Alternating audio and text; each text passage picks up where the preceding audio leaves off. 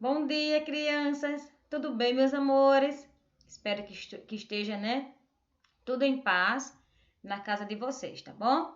Então, meus amados, na aula de hoje nós vamos trabalhar, tá? Um componente curricular de língua portuguesa, ok? Só que antes da gente ir para o livro, eu quero falar com vocês aqui um pouquinho sobre o folclore, exatamente. Essa imagem aí que vocês estão vendo. Vamos falar um pouquinho sobre o folclore brasileiro. Nesta imagem, a gente consegue perceber uma floresta e vários personagens que fazem parte aí do nosso folclore. Ok? Então a prof vai separar uns minutinhos para falarmos um pouquinho sobre este tema, tá? Onde ele é comemorado no dia 22, de agosto, neste sábado, ok? Então vamos lá. O folclore brasileiro é sinônimo de cultura popular brasileira e representa a identidade social da comunidade através de suas criações culturais, coletivas ou individuais. É também uma parte essencial da cultura do Brasil. Então, meus amores, isso quer dizer que o nosso folclore, há variedades de situações, de lendas, de comidas relacionadas à nossa cultura, o nosso modo de viver, os nossos costumes. E além disso, vem aí as questões das lendas, que retrata relações com o social, tem relações aí com o social do que nós vivemos no nosso país, não é assim? Então a prof vai passar para vocês um pequeno vídeo, tá? Que fala um pouquinho sobre essas lendas e o que ela traz de importante para a nossa cultura, tá certo? Então vamos lá, dá só um minutinho para a prof. E vamos assistir, tá bom?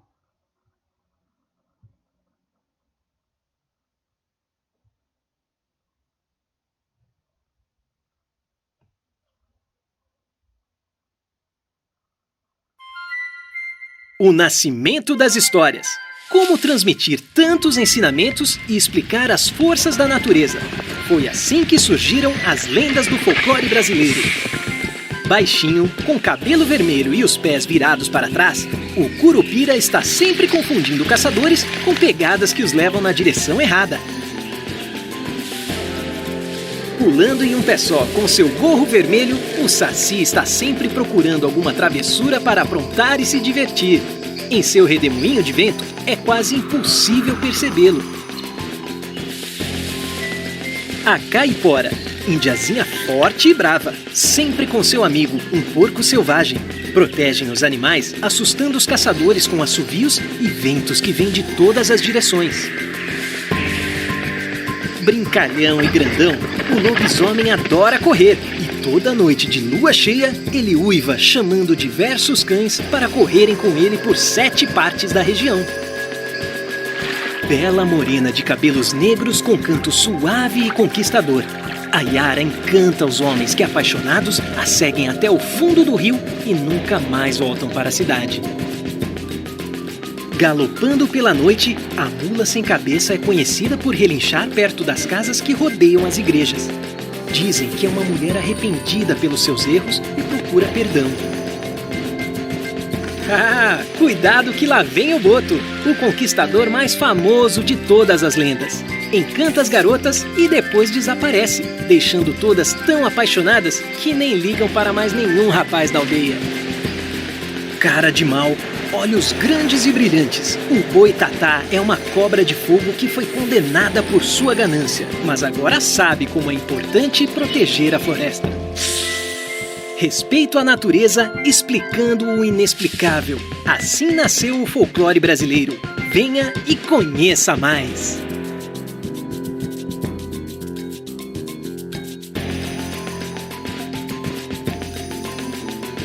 Muito bom, não é, turminha? Então, meus amores, tá?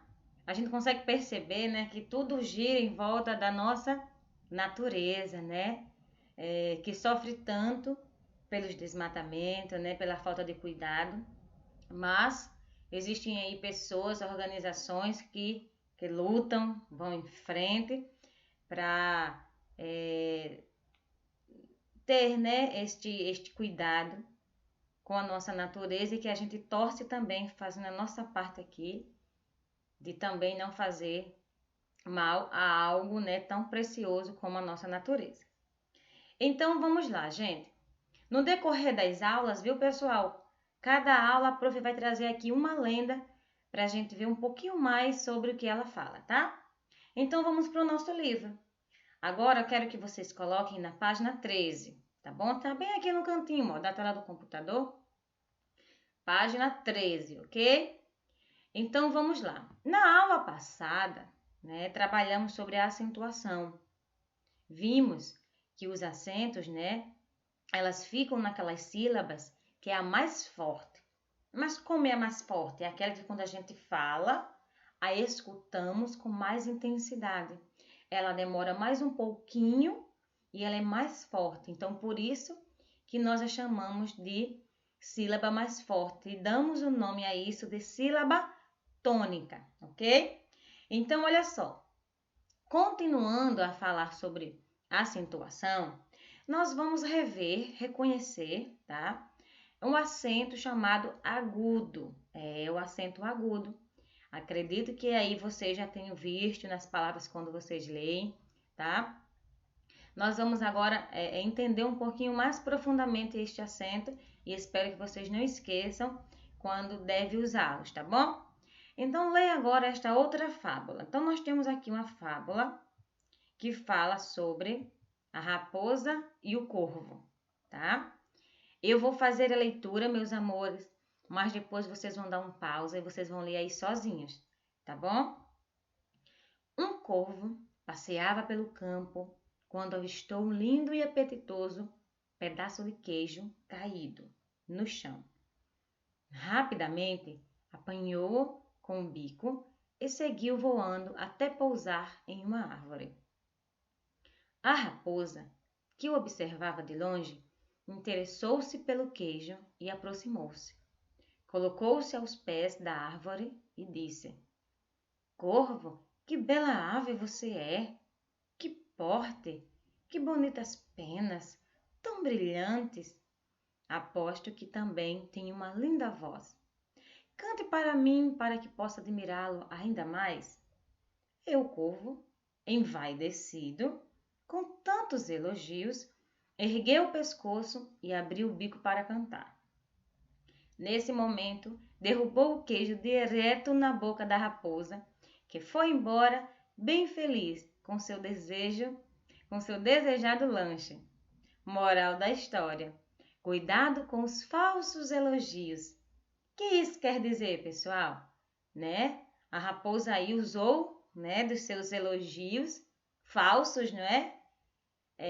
Para encantar o corvo e fazer com que ele soltasse aí o queijo. Então, a fábula, né, nos dá essa moral de cuidado com os falsos elogios, tá bom? Então, olha só, no nosso texto, vocês percebem que há algumas palavras em negrito, bem destacada, não é?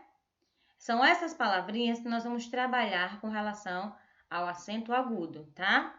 Então, bastante atenção. Voltamos já já no texto. Essa fábula pertence a Esopo, tá? A raposa e o corvo, bem aqui, ó, na legenda, onde a gente encontra informações do texto, tá certo? E está disponível neste site abaixo, no link, né? Observe as palavras destacadas no texto. Você percebeu que elas não são compostas apenas de letras? O sinal gráfico que elas apresentam sobre uma vogal é chamado de acento agudo.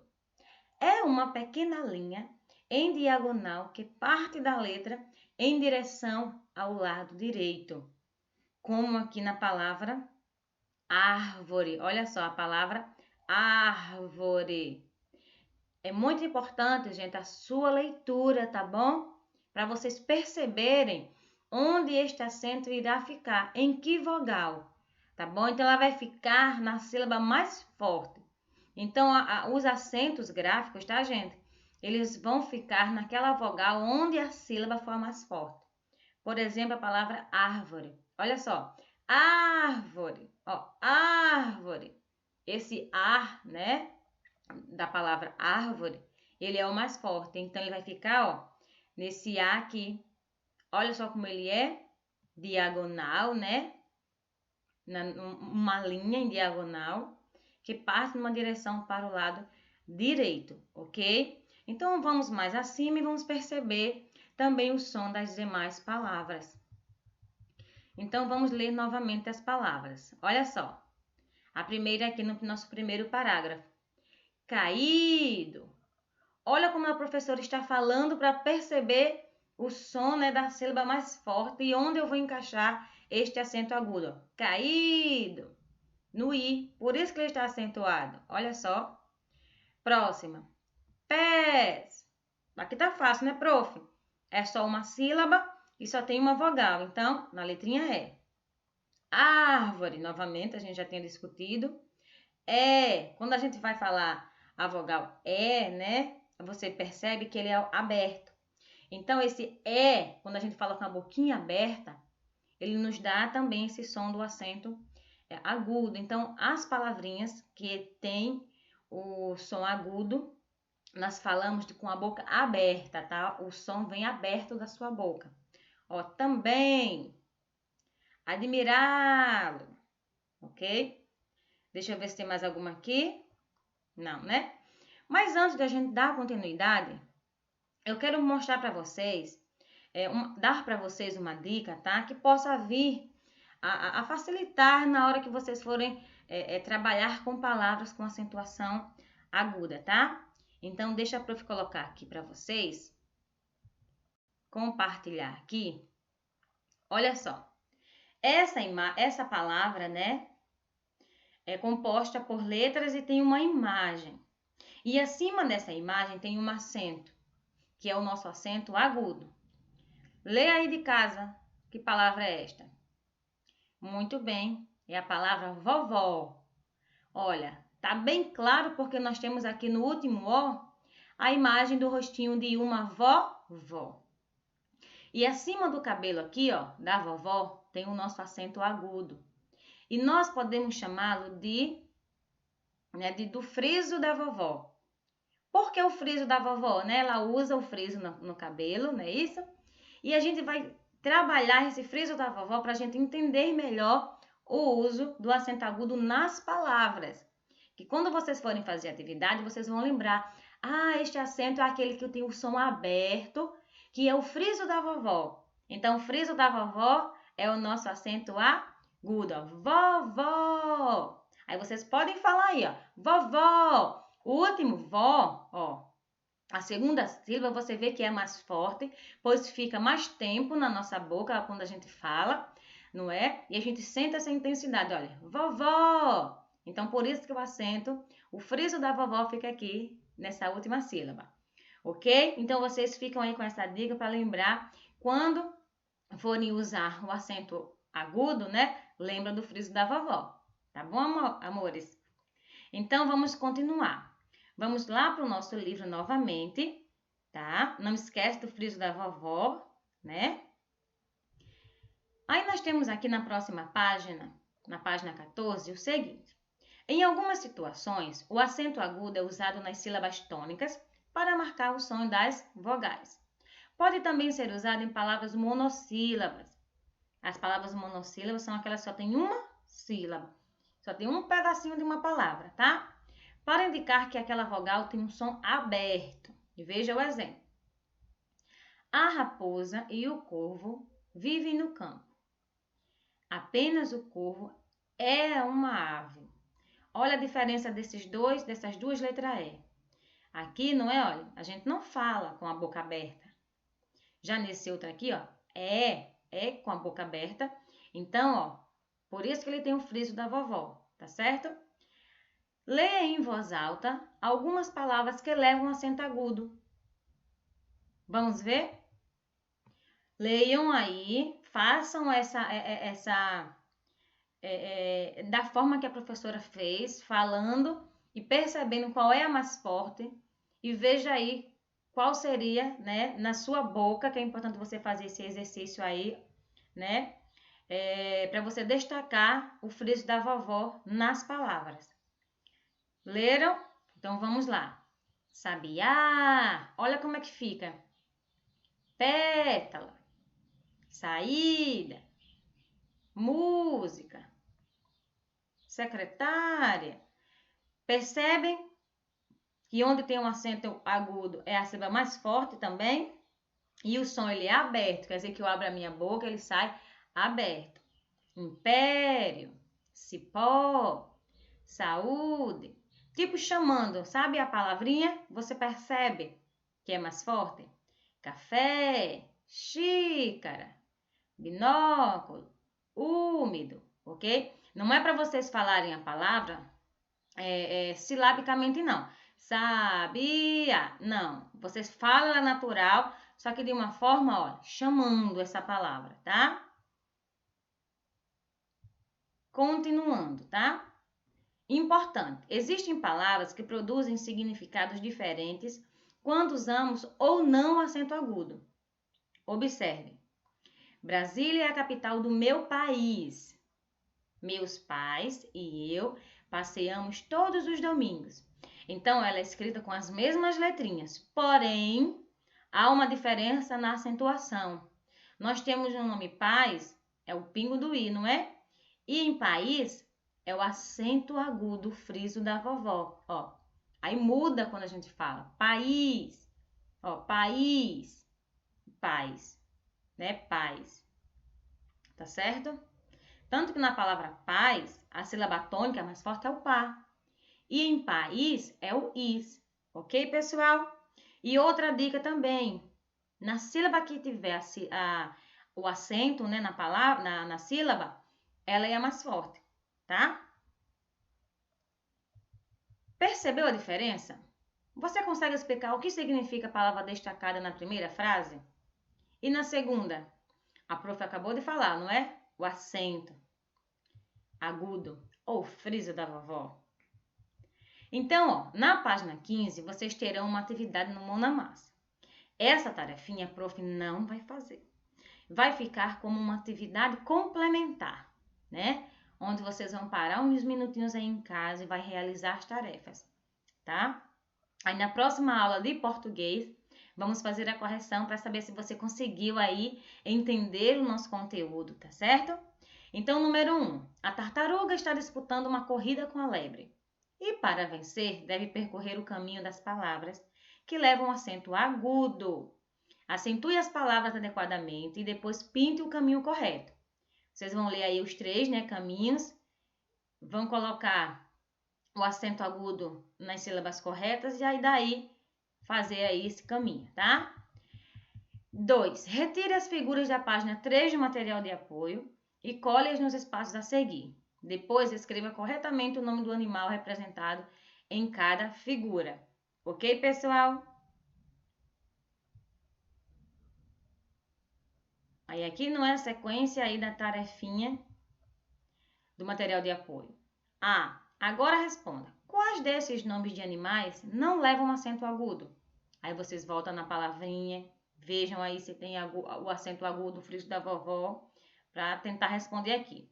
Esta questão, você vê que tem um balãozinho, né? É oral, tá?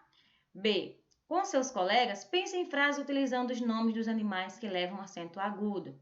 Aí que seria nós em conjunto. Aí quando a gente voltar numa próxima aula e fazermos a correção, nós conversaremos mais um pouquinho sobre essas duas questões. Tá certo? Ok? Então, deixa a prof sair aqui, tá bom?